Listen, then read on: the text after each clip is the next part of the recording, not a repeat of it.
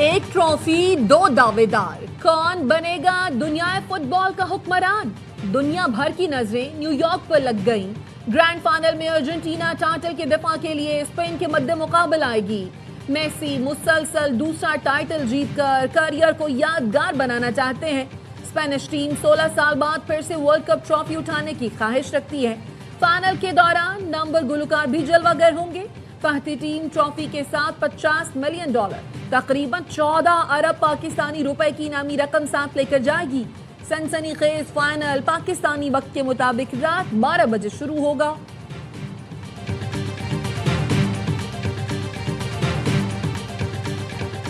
FIFA world cup میں تیسری position کا میچ انگلینڈ نے جیت لیا۔ فرانس کو 4 کے مقابلے 6 گول سے شکست دی تھی۔ انگلش ٹیم نے پہلے ہاف میں 4-0 کی برتری حاصل کی۔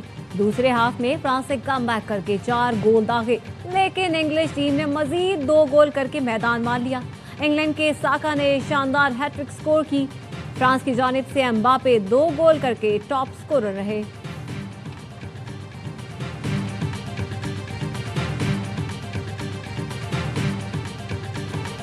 امریکی فوج نے ایران پر پوری شدت سے بمباری شروع کر دی۔ سینٹ کام کا کہنا ہے مسلسل 8ویں رات ایرانی فوج کی ساحلی نگرانی اور فضائی دفاعی تنصیبات، بحری صلاحیتوں اور میزائل و ڈرون ذخیرہ کرنے کے مراکز کو کامیابی سے نشانہ بنایا۔ تازہ حملوں میں اردن میں امریکی فوجیوں پر حملہ کرنے والی ایرانی فورسز کو بھی نشانہ بنایا۔ ایرانی سرکاری میڈیا کے مطابق بندر عباس، قشم اور سیرک میں یکے بعد دیگرے کئی دھماکے سنے گئے۔ امریکی فوج نے خوزستان اور ہرمزگان صوبوں کے علاقوں پر شدید حملے کیے۔ خوزستان میں شادگان کے علاقوں کو میزائلوں سے نشانہ بنایا گیا۔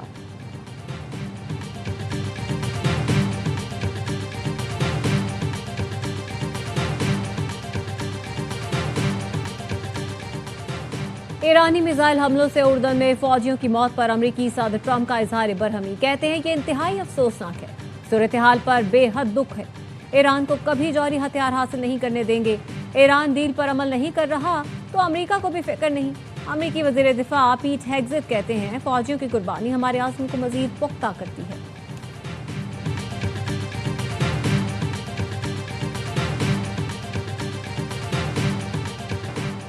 ایران کی جوابی کارروائی، اردن میں الزرق ایئر بیس کو میزائل اور ڈرون سے نشانہ بنایا۔ حملے میں بیس پر 2 فائٹر جیٹس اور 3 امریکی طیارے تباہ کیے۔ Fighter jet shelters, parking ramp کو بھی نشانہ بنایا گیا۔ کویت میں 2 امریکی فوجی اڈوں پر ڈرون حملے میں اسلحہ ڈپو اور ریڈار تباہ کرنے کا دعویٰ۔ پاسداران انقلاب کا کہنا ہے الودیری کیمپ میں ایک اسلحہ ڈپو، علی السالم ایئر بیس پر پیٹریوٹ ریڈار اور فضائی نگرانی کے ریڈار کو نشانہ بنایا گیا۔ ایرانی حملوں سے کویت کے امریکی اڈوں پر آگ بھڑک اٹھی۔ ایرانی فوج کا کہنا ہے یہ حملے ایران پر امریکی حملوں کے جواب میں کیے، جن میں سول انفراسٹرکچر اور شہری علاقوں کو نشانہ بنایا گیا۔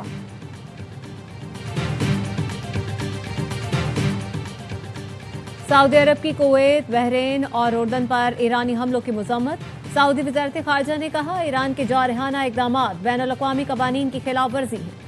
بجلی گھروں، واٹر پلانٹس، اہم شہری تنصیبات پر حملے مسترد کرتے ہیں۔ امن و استحکام برقرار رکھنے کے لیے ہر قسم کی فوجی کارروائیاں روکی جائیں۔ خلیجی ملکوں اور یورپی یونین نے ایرانی حملوں کی مذمت کرتے ہوئے کہا آبنائے ہرمز کو بغیر کسی شرط یا فیس کے کھلا رکھا جائے۔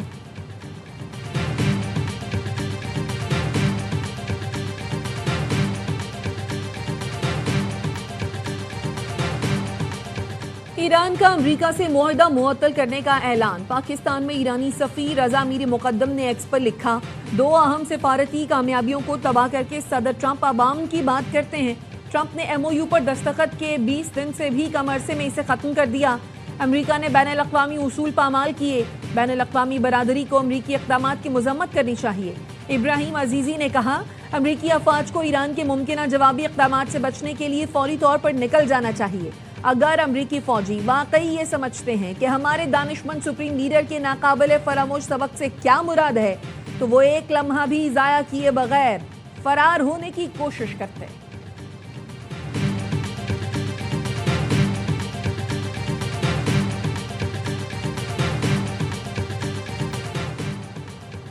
ایرانی وزیر خارجہ عباس اراغچی کا عراقی ہم منصب فواد حسین سے ٹیلی فون پر رابطہ۔ کہا چند افراد کے بیانات سے دونوں ملکوں کے تعلقات متاثر نہیں ہونے چاہیے۔ بات چیت میں امریکہ کی جانب سے مفاہمتی یادداشت کی خلاف ورزیوں سمیت دیگر امور پر تبادلہ خیال کیا گیا۔ دونوں رہنماؤں نے خطے میں امن و استحکام کے لیے مشاورت جاری رکھنے پر زور دیا۔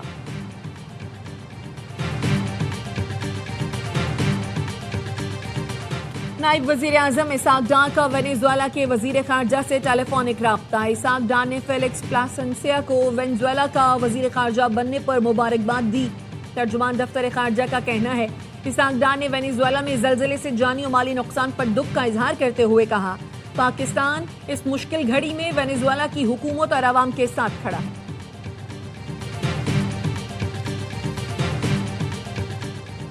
وفاقی وزیر اطلاعات عطا طاہر کی گاڑی کے قریب ہوائی فائرنگ کرنے والا گرفتار کار سوار ملزم اسامہ نے لاہور ڈیفنس پہ وفاقی وزیر کی گاڑی کو اوورٹیک کیا اور پھر فائرنگ کی۔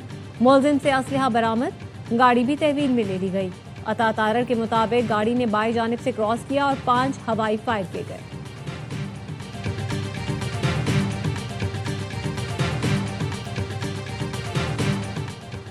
نائب وزیر اعظم اسحاق ڈار سے نیشنل پارٹی کے صدر ڈاکٹر عبد المالک بلوچ کی ملاقات۔ اسحاق ڈار نے کہا وفاقی حکومت بلوچستان کی عوام کو درپیش مسائل کے حل اور ترقی کے لیے پرعزم ہے۔ بلوچستان کی عوام کی جائز معاشی ترقی اور خوشحالی آئین کے دائرے میں یقینی بنائی جائے گی۔ عبد المالک بلوچ نے کہا بلوچستان کے باغیوں کو عوام کی حمایت یا کوئی اخلاقی جواز حاصل نہیں ہے۔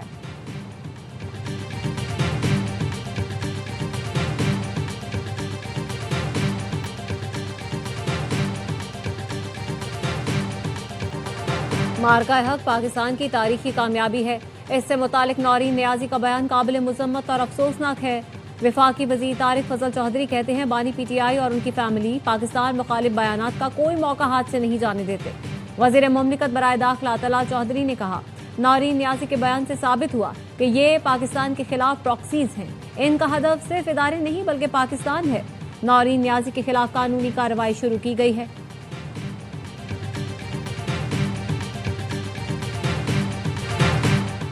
بھارتی گودی میڈیا نے نورین نیازی کے متنازع بیان کو پاکستان کے خلاف پروپیگنڈے کا ہتھیار بنا لیا۔ گودی میڈیا نورین نیازی کے مارکہ حق سے متعلق بیان کو خبروں کی زینت بنا رہا ہے۔ بانی پی ٹی آئی کی بہن نے انٹرویو میں مارکہ حق پر افواج پاکستان کو بے جا تنقید کا نشانہ بنایا تھا۔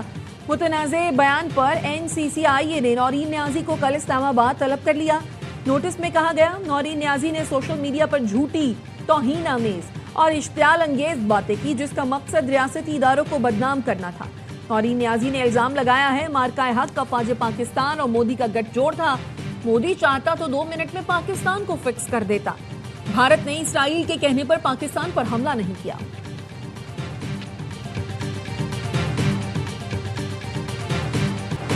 آزاد کشمیر میں انتخابات کی گہما گہمی، پیپلز پارٹی کی کوٹلی میں جلسے کی تیاریاں، بائی پاس روڈ سکندر حیات اسٹیڈیم میں پنڈال سجے گا۔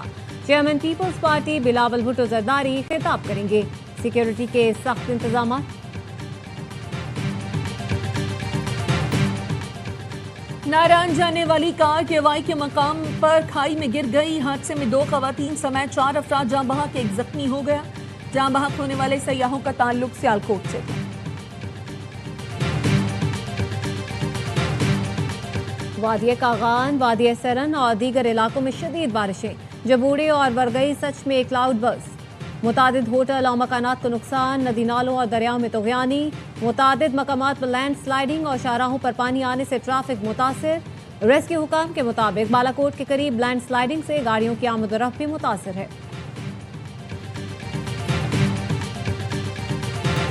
D G I S P R کی سمر کیمپ 2026 میں شریک طلباء و طالبات کے ساتھ خصوصی نشست، قومی سلامتی، دہشت گردی اور چیلنجز پر تفصیلی روشنی ڈالی۔ طلباء و طالبات نے کہا ہمیں پاکستان کو درپیش داخلی اور بیرونی سیکیورٹی چیلنجز سے متعلق مؤثر آگاہی حاصل ہوئی۔ بلوچستان میں فتنہ ہندوستان، فتنہ خوارج کی دہشت گردی کے ناپاک کردار سے متعلق آگاہ کیا۔ موجودہ دور میں غلط معلومات اور پروپیگنڈا تیزی سے پھیل رہا ہے۔ I S P R summer camp میں 18 سے زائد شہروں کے 4000 سے زائد طلباء و طالبات شریک ہوئے۔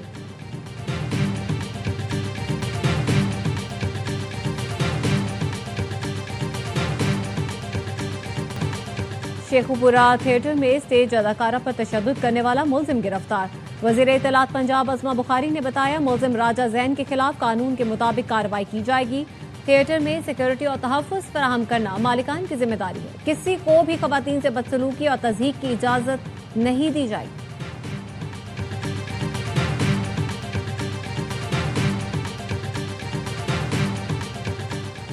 कराची पुलिस ने कोकेन डीलर अनमोल और पिंकी का भाई गिरफ्तार कर लिया। एसएसपी ईस्ट के मुताबिक मुल्जिम कामरान मुराद को घोड़ा चौरंगी के करीब इंटेलिजेंस इत्तला पर गिरफ्तार किया गया।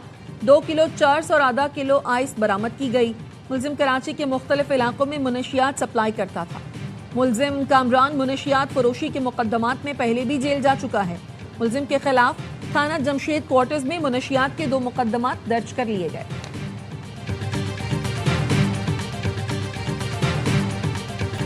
और मारूफ अदाकार नदीम बेग 85 बरस के हो गए। उनका सहर अंगेज फनी कैरियर फिल्म चकोरी से शुरू हुआ। फिल्मों में अदाकारी के साथ गुलकारी का शौक भी पूरा किया। नदीम और शबनम की खूबसूरत जोड़ी ने फिल्मी दुनिया को कई सुपरहिट फिल्में दी।